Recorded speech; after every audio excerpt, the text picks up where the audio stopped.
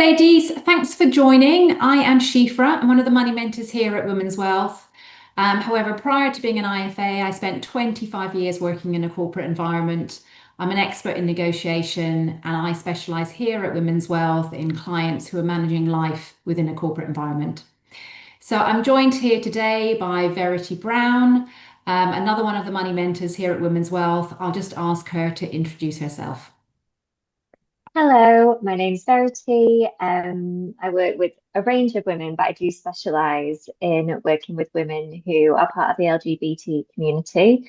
And my whole thing with finance is to close that gender wealth gap woman by woman. So that's what I'm aiming for. Thanks, Verity, very much. So just to remind everybody, Finance on Friday is a Women's Wealth broadcast where we spend half an hour talking through some of the latest information and views around topics that matter to our members. Today's topic is how to negotiate an exit from your toxic workplace and come out of the process even stronger. So today's topic is a fairly contentious one. So if you've got questions or you feel brave enough to join in, please do, either live or via the chat. But if you're just here and you just want to absorb some of the concepts, that's absolutely fine. If you do want to contribute, I would just ask you to not mention any specific names or companies, as we don't want to get anybody into trouble today. So just as a quick intro to this topic, so it's a topic that I've wanted to talk about for quite some time because it isn't a topic that's talked about very much. And we're going to talk a little bit later about why that is the case. But I would say it's much more common than you realise. And if you've got a long career working in a corporate, then unfortunately you are likely at some point in time to come across this situation. It can feel very isolating going through the process, but you should know that you're not alone. You won't be the first and you won't be the last also going through this process. And just for full disclosure, I mentioned I've had a really successful corporate career, but I had negotiated myself out of several exit agreements. And also I've had clients that I work with that have also negotiated themselves through similar experiences. So, even if you haven't had the experience, it can unfortunately again happen in a long career. So I would say this is one of life's very tough lessons, but anyone who's been through this process knows that there is light at the other end. And what you can often do is you'll often grow and you'll move on to something that will absolutely serve you much better. So I'm going to kick off today. So that's just a bit of an intro, but I'm going to ask now Verity to talk a little bit about how to recognize the signs that you might be already working in a toxic environment. Thanks. Thanks, Siafra. So yes, we thought it would be really important today to help you realise if you're in an environment that's just not great. We've all had those work environments where they're just not ideal, or if it's really crossed that boundary of being toxic and potentially harming to you. So this little bit is around how to recognise that. And I'm going to just go through a few little things that help us sort of pinpoint if we're in that toxic work environment. The first one is chronic burnout. So chronic burnout is relentless. It's where a good night's sleep or a weekend away doesn't seem to really rest and fix you. You're just constantly overwhelmed, constantly fatigued, and constantly just really struggling like day by day because work is just absorbing so much from you. The second one is a lack of respect and boundaries. So this could come under several different things. This could be micromanagement, someone constantly over your shoulder all the time, possibly with criticism tied to it quite heavily. It could be things like you joined with a certain job description and that job description has magically expanded verbally throughout the years, but with no pay increase, with no status increase whatsoever. Or it could just be someone who doesn't respect your work time whilst in work, or who wants to constantly communicate with you outside of work when they probably know that you're with family or are trying to have some holiday. So those boundaries that are really being crossed. Then we have discrimination and harassment. So this can vary from a huge range of things. But I think obviously as women, we can feel it and experience it much more. And also due to race or sexuality, that can also be something you experience. And it can be very micro and something that sometimes we shrug off. So it's just to keep an eye on, is this something that's really harming me as an individual, even if in the past you may have just shrugged that off as like a random comment made by someone. There's also the hostile leadership. So we all know what it's like to not have a great boss. And when you have hostile leadership, it's someone who is just very unsupportive, dismissive, possibly abusive. And they basically don't want you to shine. They're trying to diminish your growth within the company. They're trying to really have control over you as an individual in work. But more than that, the culture itself is just really affected by this person being very negative and just trying to harm the environment in a way. And then the final really big one to look for is high turnover rates. So it's never a good sign when a company has high turnover rates. And obviously, sometimes the companies can excuse that with certain things. But ultimately, sometimes you do realize it's down to a certain individual or even the culture itself that mean that people just cannot settle with the environment that they're in and they have to move on to protect themselves. So I've been through this, like Siafra, I've had experiences of toxic workplaces. And so I just wanted to go a little bit into how to look after your mental well-being during this situation. Also to say, if you're here, that probably means you're experiencing this or someone you care about is. And I'm really sorry that you're in that situation because it's really, really horrible. And so these little tips are just to sort of help you feel a bit more supported during this time. The thing that I found most valuable when I was going through my situation in a toxic workplace was having a therapist. It was someone that I'd already worked with for quite a while. And basically, for me, somebody new came into a company and I was technically being bullied and I didn't realize it. And so throughout my therapy sessions, I would bring things up. And by the time I sort of had this realization, she was able to hold that space for me and really guide me and sort of my mental well-being through this period, which had been quite harmful for me. And I hadn't really realized up until that point. So I think if you've got a therapist, talk to them about you being in a toxic workplace. If you don't, try and find one or a counselor. Obviously, the NHS offers some great opportunities if it's unaffordable. So really try and have someone who you can speak about these things with, because I think also sometimes we feel like we're maybe being gaslit and we're going a little bit crazy. So it's also nice to have someone from a professional point of view just to keep you calm and help you look at things in a very rational state. Um, One of the conversations I had with my therapist was I said, when do I leave? When do I leave this toxic workplace? I'm not sure how much longer I've got in me.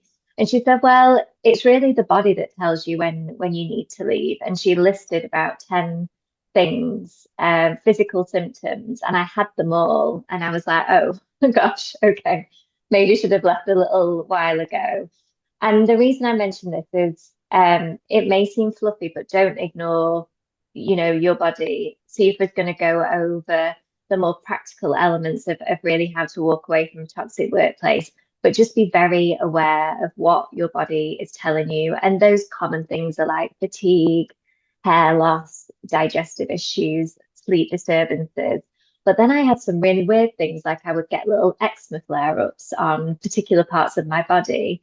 And I got like different skin patches that came out through stress. So just be very aware of your body and how it's reacting to this situation. And the final thing is really in this situation, make sure your emergency fund is robust. If it isn't, start building that up. We do normally say 6 months of expenses. But I think in a situation like this, it's good to have a little bit more because you are going to need a little bit of time once you've left your workplace just to reset, just to sort of, reanalyze what you want out of a career and a job and the rest of your life. So try and build that emergency fund if you don't have that in place. Okay, Siafra, I think it's a good time for you to talk about planning your exit and the financial and legal aspects of it. Sure, thanks. And yeah, Verity, it's horrible you going through that list. I definitely recognized some of those Mm, my own again personal situations. And again, couldn't yet also I think you mentioned about the therapist. I think therapists actually, because I'm the sort of person I get a bit, I can't leave, I don't want to let people down. I think the therapist was the person who said it's time they actually yeah. needs not to leave, but actually I had to go sick. Mm, Had these awful symptoms. So sometimes you need somebody else actually to say, do you know what? You're actually not in a good place. Just stop this yeah. now. So Yeah. yeah, absolutely. It doesn't matter how strong or how great a person that you are. I think again, when you're in these sort of situations, they're extremely tough. So Yeah. can definitely would recommend that. So yeah, so moving on to more of the practical sort of things. So yeah, in an exit situation, or if you're in a really toxic work environment, there are really three options for you. Is you either try to change the environment, you either accept the environment for what it is, or you just walk away and leave the environment. And I talked about I again had some personal experience for myself, and I would always try with option one. I always try to change the environment. If I see bad behavior or if I think something's not good, I always think it's good to try and see what you can do to change the environment. I was in a leadership role in quite a few places, and I felt that was my role as part of being a leader is to set the culture and change the culture where things are not great. So that was always my first sort of port of call. But I'm not so good at the accepting. So again, if things can't change, I have to say as a person, I'm not great at accepting the environment. But that is obviously is an option. And I remember my therapist, as I was going through one of these sections, calling about it's calling kind of you go grey rock to sort of protect yourself that where a situation is not good, you have to go grey rock and you just have to sort of put other mechanisms in place that you sort of can survive the environment, but not have it sort of impact you in the way that to some of the situations that Verity was talking about. So that is an option. But obviously today we're talking more about the last option, which is really is then you are looking at leaving. So if you are at the point where you're going to make an exit, then I think you're going to need a team of professionals around you that you can trust. The first person I would say is a solicitor. There are obviously legal aspects that you might want to cover as part of the exit. And even if the solicitor's not involved directly in some of the negotiations, you might just want to go and talk to a lawyer to just understand what your legal situation is. So if there has been some sort of poor behavior, you want to understand exactly how poor that is on the scale from a legal perspective. They can also give you an indication of what would be, the right sort of package and things like that in place for the company to sort of make amends for whatever behavior. So a solicitor is a great port of call. The second people I would say is ourselves, and that's financial, obviously, advisors. And we can, obviously, most of our aspect, and we're going to talk today, is around the financial aspects of leaving. And I think a lot of people often think financial advisors are only for the good times, when you've got money that you want to invest. But actually, financial advisors, we want to work with our clients through the good and the bad times because that's what lives are full of ups and downs. And so very much, we like working with clients and helping them through these really difficult situations as well. And then I think we've already talked about the third bit is having either again a therapist or a counselor. It is don't underassume the sort of the emotional support that you're going to need. So they're a great resource from that perspective. If you're coming back to the change the environment, also a therapist is great. My therapist wrote to one of my companies saying that again, the environment was making me sick. I wanted to go back. They actually wanted me to come back. And so they were able to say, she cannot come back into this situation, so therefore you need to change the environment. And so they can back up some of that situation if you do want to see if you can make a right, ending or something for the both of you. So that's another way. So it's not only emotional support, they can also provide some very good practical things as well for you. So just consider that as well.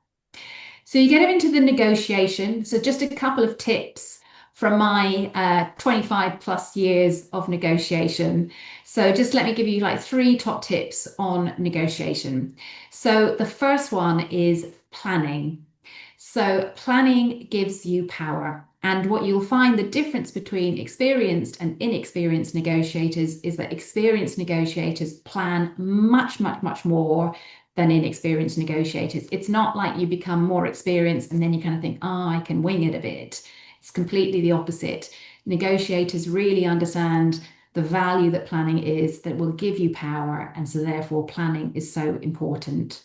So as part of that plan, you really want to get clear on the objectives that you want from your departure. There might be a lot of evidence that you need to build up. You need to document specific instances where perhaps behavior has not been right, whether that's emails, messages, meeting notes. Make sure you've got all of that information to hand.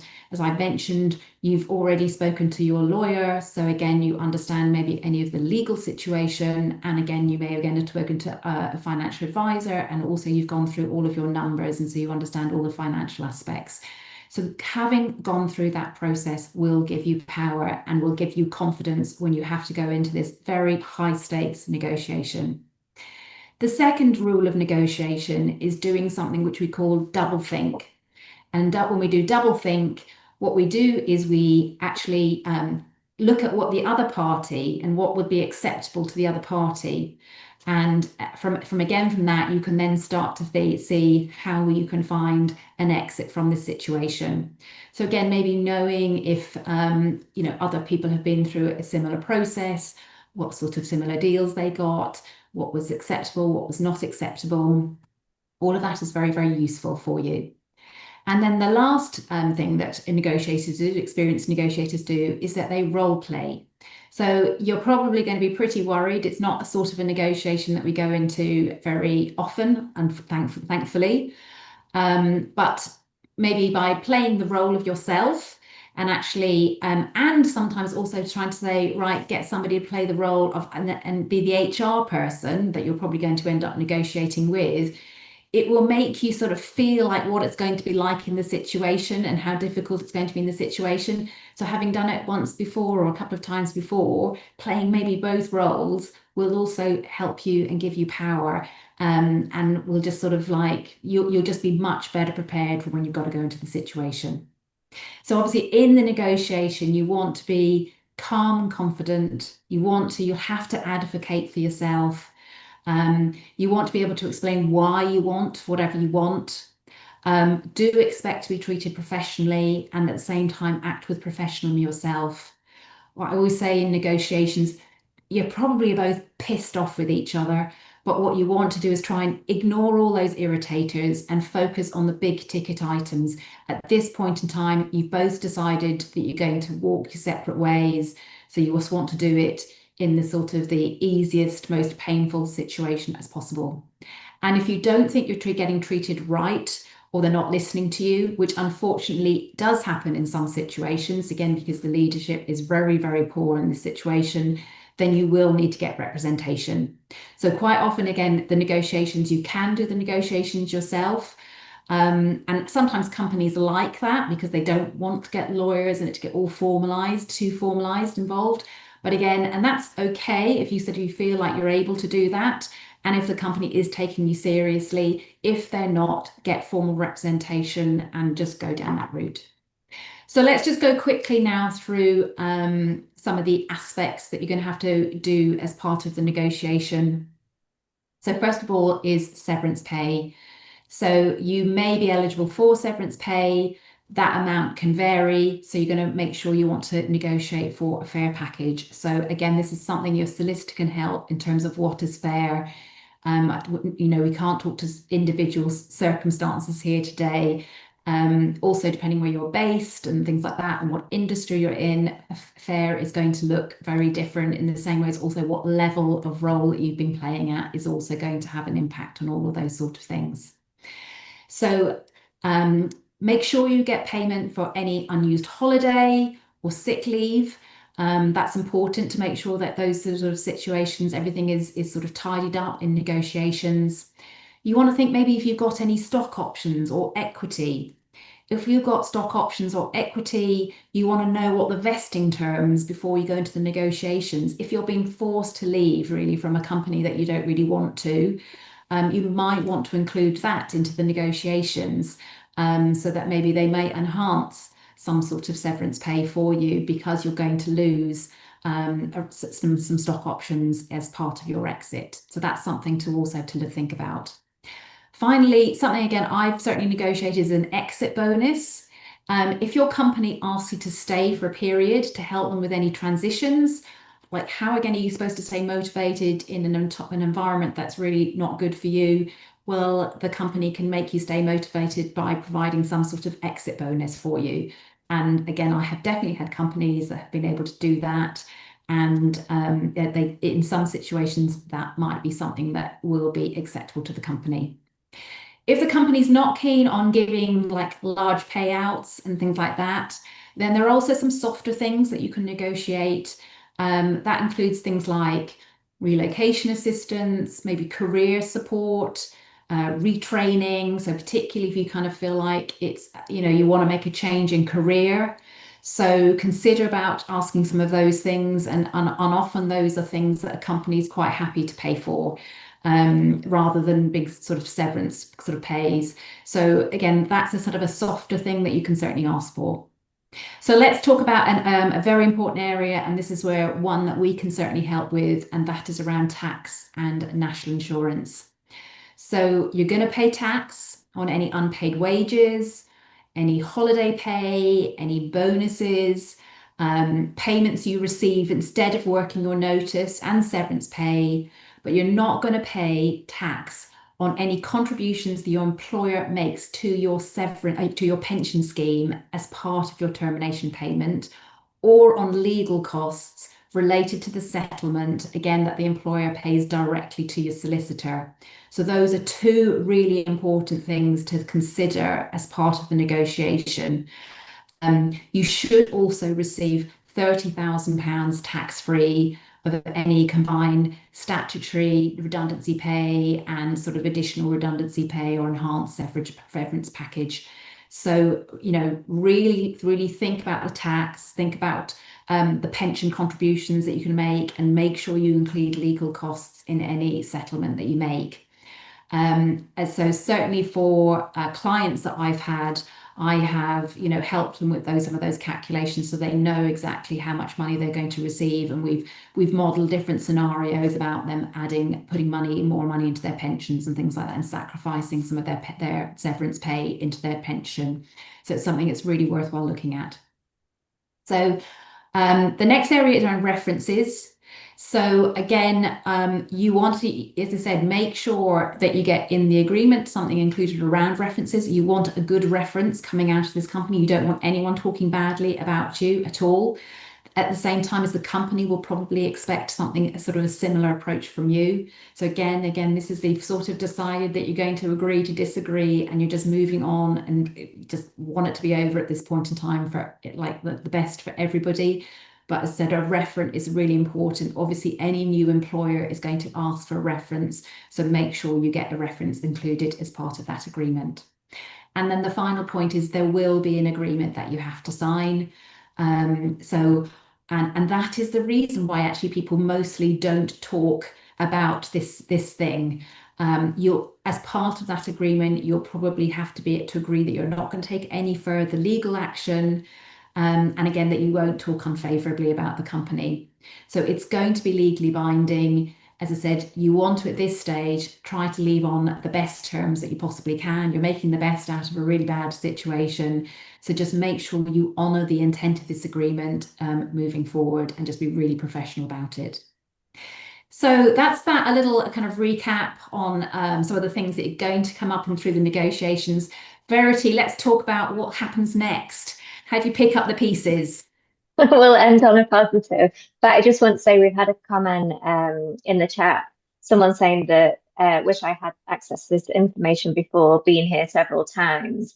And when we were planning this webinar, there was so many pieces of topics that I wouldn't have thought of myself when I was in those situations. So I'm really hoping that this information can be useful to people who were in the situation of a toxic workplace. But yes, let's finish on a positive note. So obviously it's horrible being in this position, but if you have made the view to leave and to sort of start somewhere else, I think it is important just to take a step back and really think about what you want.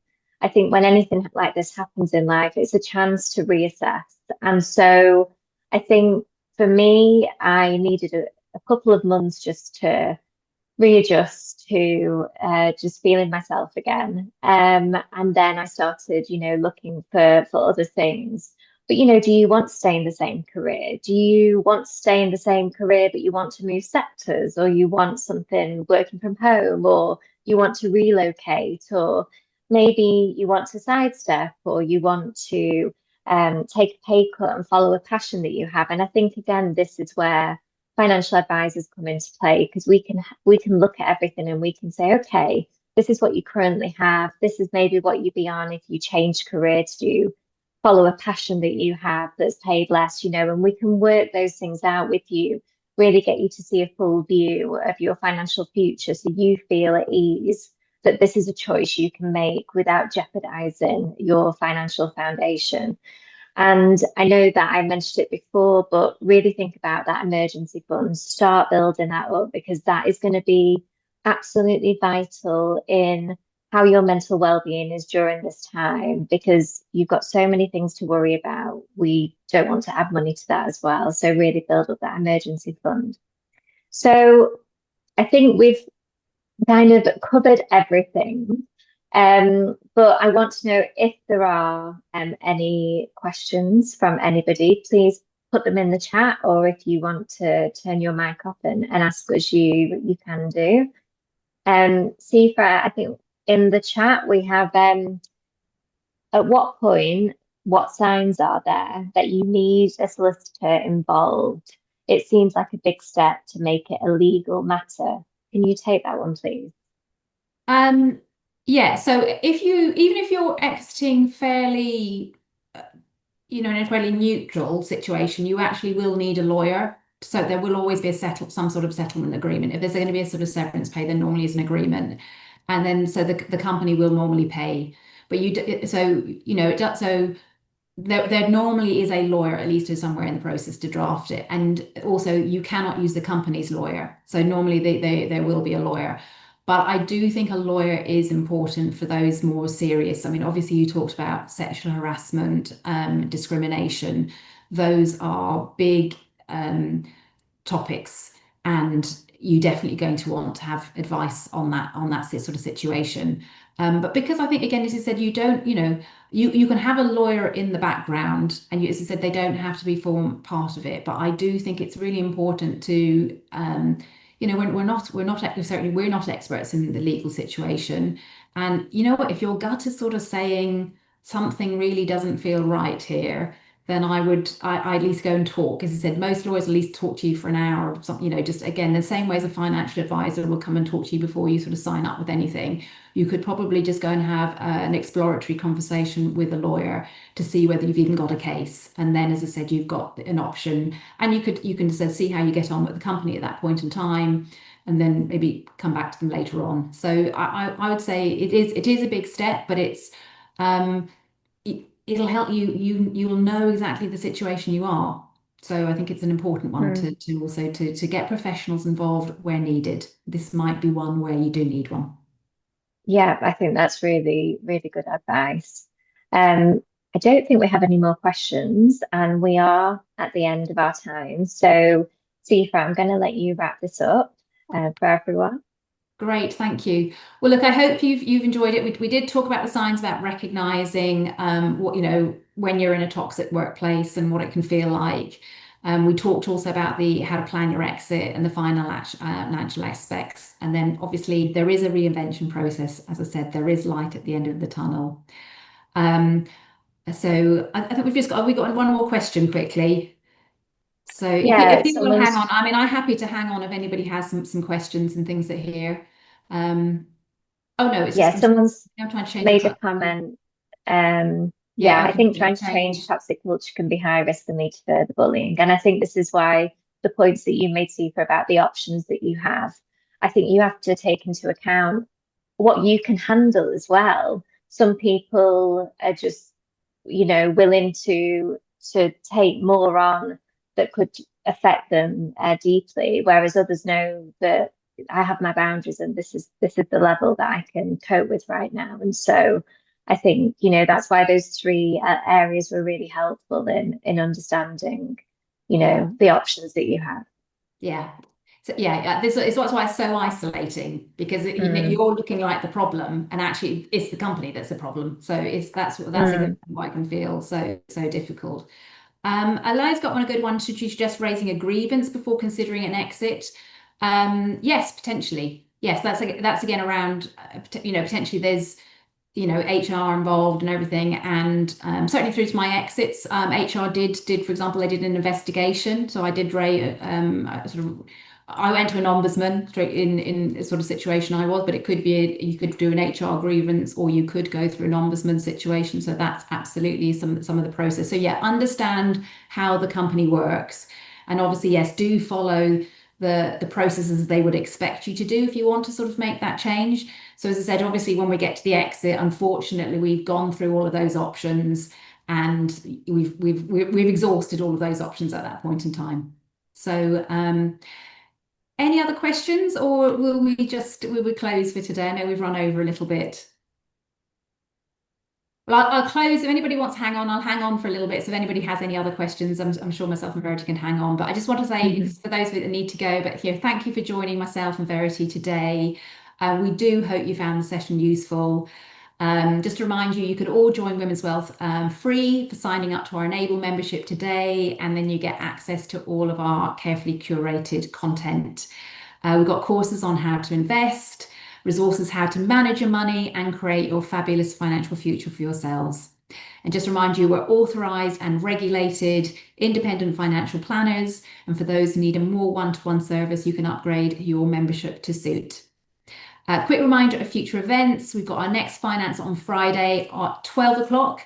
On the last Friday of June, that's the 27th of June, and that's for all of our freelancers and self-employed people. So if you have friends, family members who you think might be interested about that, let them know. I think the link is going into the chat as we speak. And then the other session we have an Ask the Advisor session coming up on the 12th of June. It's an evening one at 7 p.m.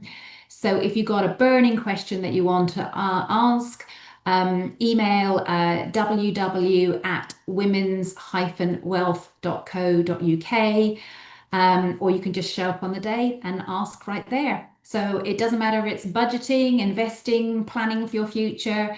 We're going to be there on that night and everything with our expert advice. So don't miss the chance to get clarity on whatever's been on your mind. So thank you to everybody who's joined us today, and we look forward to seeing you at our next event. Bye bye. Thank you, And everyone. I'll hang Bye. on myself and Verity if anybody does have any questions.